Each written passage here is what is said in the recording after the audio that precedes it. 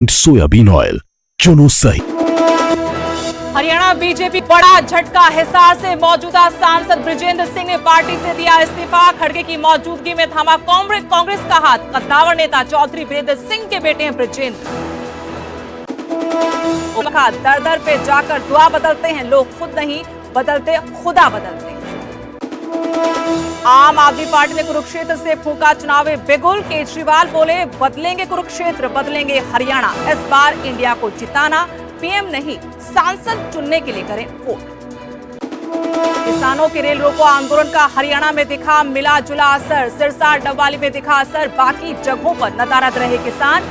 अंबाला गुरुग्राम में लगाई धारा 144। असम से पूर्व विधायक दिलेराम शर्मा कांग्रेस छोड़ थामेंगे बीजेपी का कमल। कल मुख्यमंत्री की मौजूदगी में बीजेपी में होंगे शामिल। सोनीपत में बेखौफ बदमाश शराब कारोबारी की गोलियों से भूनकर हत्या। करीब 40 राउंड की दहिया। ओलंपिक से बाहर हुए दोनों पहलवान। दीपक पुनिया ने किया ओलंपिक के लिए क्वालिफाई। रिलायंस इंडस्ट्रीज की चेयरपर्सन नीता अंबानी को मिला ह्यूमैनिटेरियन अवार्ड। मिस वर्ल्ड 2024 प्रतियोगिता में नीता अंबानी को किया गया सम्मानित।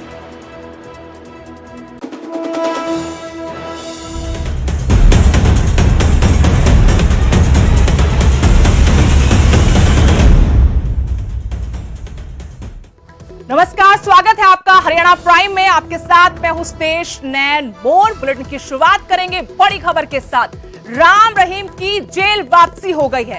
वापस रोहतक की तरह जेल पहुंचा है राम रहीम। 50 दिन की पैरोल खत्म होने के बाद कुछ देर पहले जेल लौट गया है राम रहीम।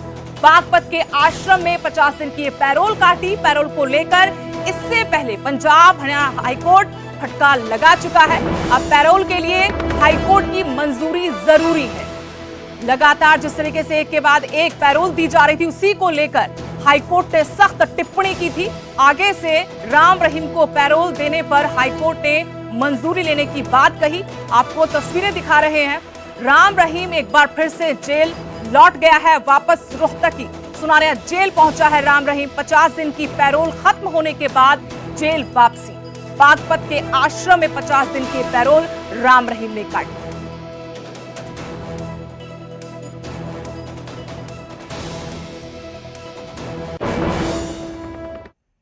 उधर लोकसभा चुनाव की सरगर्मियां हरियाणा में तेज होती जा रही हैं और ऐसे में बीजेपी को बड़ा झटका लगा है। हिसार से बीजेपी सांसद कांग्रेस में शामिल हो गए हैं। बृजेंद्र सिंह ने बीजेपी का साथ छोड़ दिया है। उन्होंने कहा, किसानों पहलवानों के मुद्दे पर असहज था। हिसार से टिकट कटने की चर्चाएं उनकी थी। इस बीच में बड़ा फैसला लेते हुए पार्टी से इस्तीफा दिया और कांग्रेस के राष्ट्रीय अध्यक्ष की मौजूदगी में जो आईएएस की नौकरी छोड़कर पिछली दफा चुनाव मैदान में उतरे और पहले ही चुनाव में जीत दर्ज कर लोकसभा पहुंचे थे, लेकिन आज उन्होंने ठीक लोकसभा चुनाव की घोषणा से पहले पार्टी बदल ली है। चौधरी वीरेंद्र सिंह का परिवार लगातार ये बात बोल रहा था कि गठबंधन नहीं होना चाहिए बीजेपी का जेजेपी के साथ, क्योंकि उनको कहीं न कहीं इस बात का डर था कि उनके बेटे की टिकट कट सकती है। कयास लगाए जा रहे हैं कि हिसार लोकसभा सीट से बीजेपी कैप्टन अभिमन्यु पर दांव खेल सकती है। ऐसे में उनको ये अंदाजा हो गया था कि टिकट कटने वाली है और मौके की नजाकत को समझते हुए बृजेंद्र सिंह ने कांग्रेस का हाथ थाम लिया और बीजेपी का कमल छोड़ दिया। हालांकि चौधरी वीरेंद्र सिंह और उनकी धर्मपत्नी प्रेमलता को लेकर जानकारी है कि अभी वो बीजेपी का हिस्सा हैं। कांग्रेस के वरिष्ठ नेता अजय माकन ने कहा कि वीरेंद्र सिंह एक बड़ी रैली के माध्यम से कांग्रेस में शामिल हो। मैं आज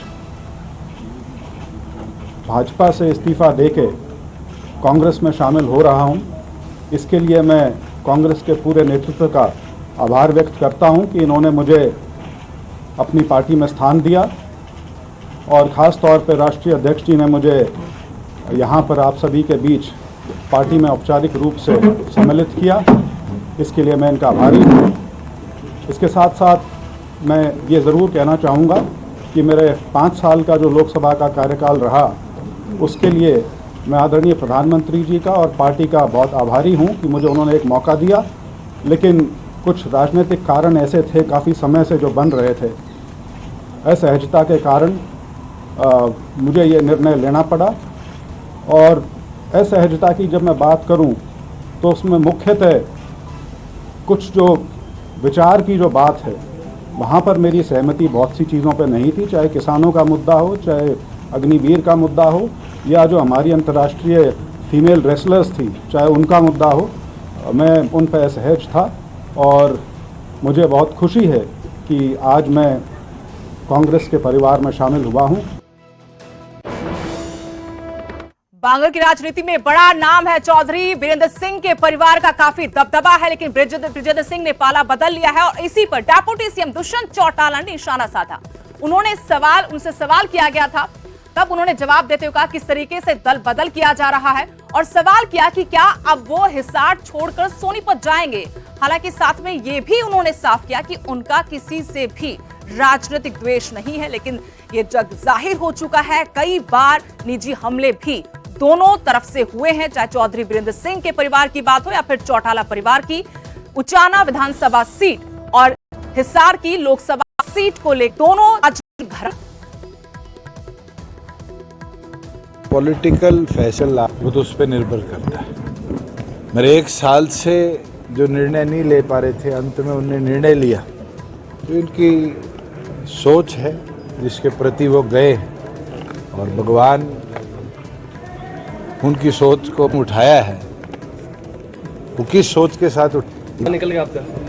मेरा तो भैया आज तक कोई कंडा नहीं है, ना निकालने की सोच रखने वाला आदमी। 4.5 साल हो गए, 10 साल एक्टिव पॉलिटिक्स में हो गए। कोई एक आदमी ये बोलता हो कि मैंने राजनीतिक तौर पे उससे द्वेष रखा या राजनीतिक तौर पर उसका नुकसान किया, गिनवा दो। आज के दिन तो मेरी एक ही सोच है जो चौधरी अजय सिंह लेकर चल।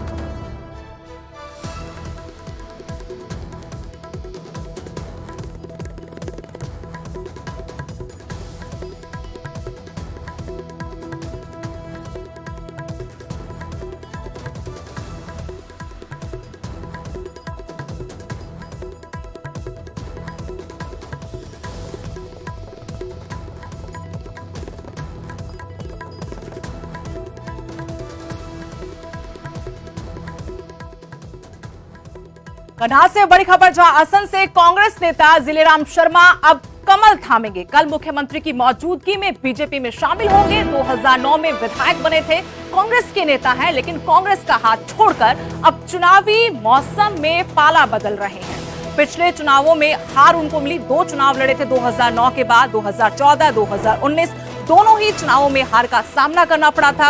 कांग्रेस ने टिकट नहीं दिया था तो निर्दलीय उतरे थे, लेकिन हार का मुंह देखना पड़ा। अब कल साने नेता कार्यकर्ता बीजेपी में शामिल होंगे, तो उसी मौके पर जिलेराम शर्मा भी बीजेपी में मंत्री की टिकट के दावेदारों की लंबी फहरिस्त हो गई है। झूठा पर्चा दर्ज, मुझे बड़ा कुछ सहन करना पड़ा, लेकिन मेरा पार्टी से लगाव था। मैं डिस्ट्रिक्ट प्रधान भी रहा कांग्रेस पार्टी, और मेरे और 6 विधानसभा जो है जीते थे, और हमने कांग्रेस के लिए बहुत काम किया। और दूसरी पार्टी से मैंने जो है उसके बावजूद भी मुझे न्याय नहीं मिला। मैं फिर भी अन्याय को भी सहन मैंने किया। ट्रायल में हारे हैं बजरंग पूनिया, रवि दहिया, जो कि टोक्यो ओलंपिक में दोनों ही पदक वीर थे। बजरंग पूनिया ब्रॉन्ज जीत कर आए थे, रवि दहिया सिल्वर, लेकिन अब ट्रायल में हारकर पेरिस ओलंपिक से बाहर हो गए हैं। रोहित कुमार ने बजरंग पूनिया को 9-1 से पराजित किया है। कड़ी हार का सामना करना पड़ा बजरंग पूनिया को। एशियन गेम से बिना ट्रायल के शामिल हुए थे, लेकिन आज ट्रायल में 9-1 से हार का सामना करना पड़ा। तो वहीं रवि दहिया को उदित ने 10-8 से हराया है। बड़ी खबर आपको बता रहे, दोनों ही ओलंपिक से बाहर हो गए हैं, लेकिन दीपक पूनिया ने ओलंपिक के लिए क्वालिफाई कर लिया है। बहालगढ़ के साई स्टेडियम में ओलंपिक क्वालिफाई ट्रायल चल रहे हैं। ओलंपिक खेलों के लिए कुश्ती के ट्रायल जारी हैं, लेकिन यहां से बजरंग पूनिया को लेकर बड़ी खबर, रवि दहिया भी हार गए हैं। बजरंग पूनिया को भी हार का सामना करना पड़ा। लगा है दोनों ही पिछले ओलंपिक में देश के लिए पदक जीत कर लाए थे।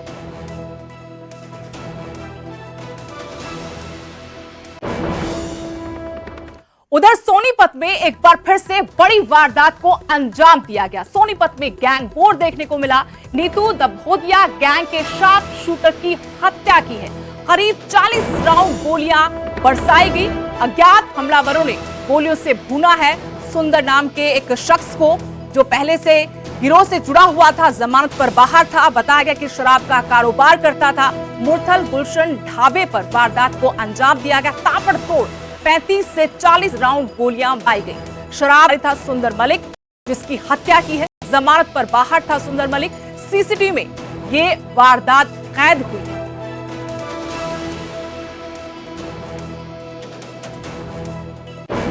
हमारे पास टेलीफोनिक इंफॉर्मेशन आई थी कि जो गुलशन ढाबा है जहाँ पे हम अभी सारे खड़े हैं, तो यहाँ पर काफ़ी ज़्यादा गोलियाँ चलने की और एक व्यक्ति के सूचना आई थी। इस पर जब इस आई तो पूरी तहकीकात की, उसमें पता चला कि सुंदरा नाम का व्यक्ति है सरकथल गांव के। काफ़ी ज़्यादा गोलियां मार करके और फिर यहाँ से चले गए। सोनीपत में हुई इस हत्या की जिम्मेवारी ली गई है और जिम्मेवारी ली है भाऊ गैंग ने। हत्या की जिम्मेवारी ली है। सोशल मीडिया पर बकायदा पोस्ट कर कहा कि अपने आप को बड़ा बदमाश मानता था, इसलिए हत्या की। टिटोली ने जिम्मेवारी ली है इस मर्डर की। मातुराम हलवाई फायरिंग मामले में भी भाऊ गैंग का हाथ था। कई शार्प शूटर गिरफ्तार हुए थे और अब सोनीपत में जो गैंग वॉर हुआ है उसके पीछे भी भाऊ गैंग का हाथ है। बकायदा सोशल मीडिया पर पोस्ट कर लिखा है कि अपने आप को सुंदर मलिक बड़ा बदमाश मानता था, इसलिए हत्या कर दी। बनने की कोशिश की तो अंजाम यही होगा। इन चोरी डकैती स्नैचिंग की वारदातें बढ़ रही हैं। पंचकुला सेक्टर 15 में स्नैचिंग का मामला सामने आया है। दिन दहाड़े एक बुजुर्ग महिला के कान से बाली छीनकर स्नैचर फरार हो गया। महिला पैदल जा रही थी, तभी एक युवक पास आता है और महिला के कान से बाली झपट लेता है। दूसरे कान से बाली छीनने लगता है, तभी बुजुर्ग महिला ने हिम्मत दिखाते हुए युवक को थप्पड़ मारा, शोर मचाया, जिससे आरोपी थोड़ी दूर पर बाइक लेकर खड़े दूसरे साथी के साथ फरार हो जाता है। फिलहाल पुलिस मामले की जांच कर रही है, लेकिन एक बड़ा सवाल जरूर है आम लोगों की सुरक्षा को लेकर। दिन दहाड़े कैसे एक बुजुर्ग महिला के साथ ये वाकया हुआ है। लहूलुहान ये महिला मदद के लिए गुहार लगाती रही। हालांकि बाद में परिजनों को सूचित करने के बाद जरूर पुलिस पहुंची और कहा कि इस मामले में कार्रवाई की जाएगी। ये सीसीटीवी फुटेज आप देख सकते हैं। दिन दहाड़े बीच सेक्टर कैसे एक 70 साल की बुजुर्ग महिला को स्नैचर ने निशाना बनाया।